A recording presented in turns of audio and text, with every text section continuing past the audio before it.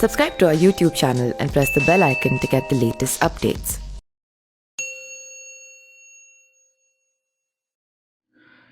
बाहुबली नेता मुख्तार अंसारी के ड्राइवर रहे महेंद्र जायसवाल की रविवार को लखनऊ में गोली मारकर हत्या कर दी गई।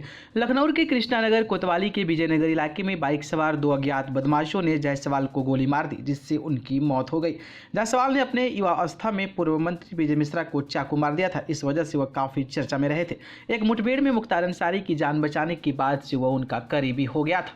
महेंद्र जायसवाल की बात करता हूं तो महेंद्र जायसवाल गाजीपुर शहर के नवाबगंज मोहल्ले का रहने वाला था और इन दिनों लखनऊ में ही हरदोई रोड स्थित बसंत कुंज योजना के तहत आबाद पीर नगर में रहता था। जायसवाल ने 2 आधार कार्ड बनवा रखा था। इस बात की तस्दीक लखनऊ पुलिस ने मृत महेंद्र जायसवाल के पास से बरामद किए 2 आधार कार्ड से किया है।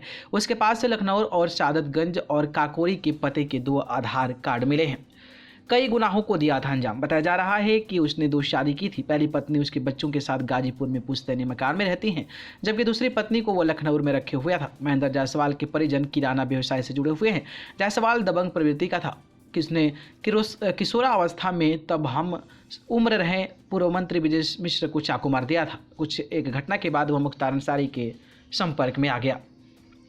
गाजीपुर शहर में उसका खौफ व्यापक था। डीएम गाजीपुर के आदेश पर बीते 29 अक्टूबर को गैंगस्टर एक्ट के तहत शहर से सटे गोंडा देहाती में महेंद्र जायसवाल और उसके रिश्तेदारों के 2 मकानों को प्रशासन ने मुनादी कराने के बाद सीज कर लिया था। सीज की गई प्रॉपर्टी की मतलब 45 लाख आंकी गई थी।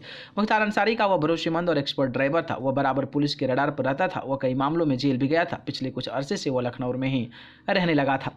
मुख्तार का बेहद करीबी था जायसवाल। करीब 2.5 दशक पहले 1995 में गाजीपुर शहर में एडिशनल एसपी उदय शंकर जायसवाल के साथ लंका चौराहे पर हुई क्रॉस फायरिंग के दौरान महेंद्र मुख्तार अंसारी के साथ था। वह पंक्चर जिप्सी से ही मुख्तार को महफूज लेकर फरार हो गया था।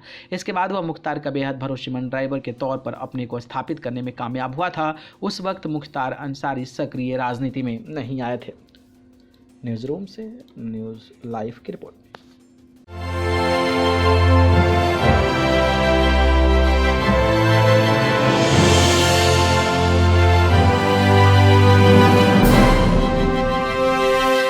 Subscribe to our YouTube channel and press the bell icon to get the latest updates.